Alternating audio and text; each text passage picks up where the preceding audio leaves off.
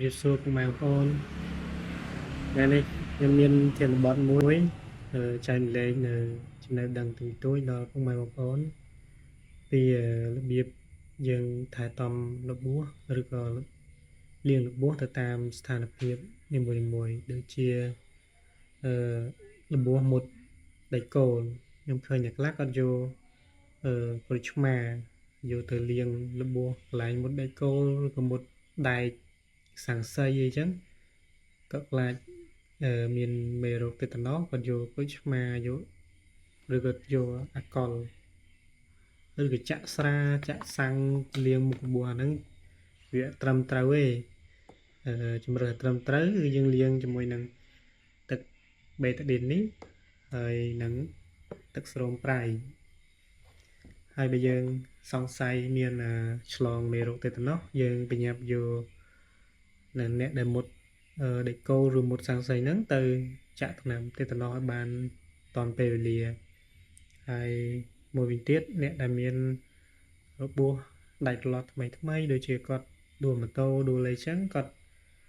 អ្នកខ្លះគាត់ទៅទិញអានេះទឹកអុកស៊ីសែននេះយកទៅលាងរបួសអានេះក៏ត្រូវដែរអានេះ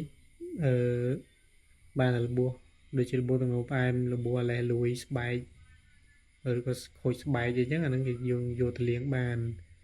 ដើម្បីឲ្យវាកាត់ជំរះ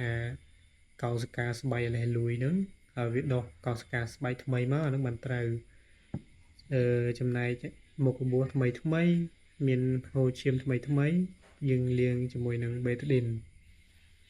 ហើយនឹងទឹកស្រោមប្រៃបានត្រឹមត្រូវអាកុលក៏យើងមិនអាចយកមកលាងបានដែរវាធ្វើឲ្យងាប់ជីលីកាស្បែកជុំវិញមុខរបួសអញ្ចឹងរបួសក្រជាអញ្ចឹងណាអញ្ចឹងសូមពុកម៉ែបងប្អូនមិនឈប់ការយល់ច្រឡំ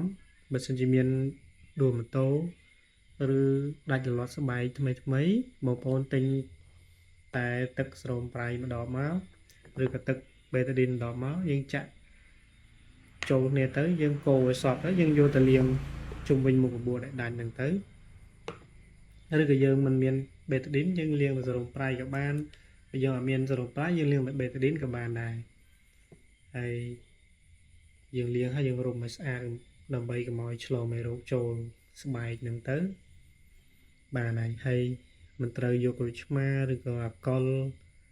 យកទៅលាងទេវាអត់ត្រឹមត្រូវទេចាំមានប៉ុណ្្នឹងហើយអរគុណពុកម៉ែបងប្អូន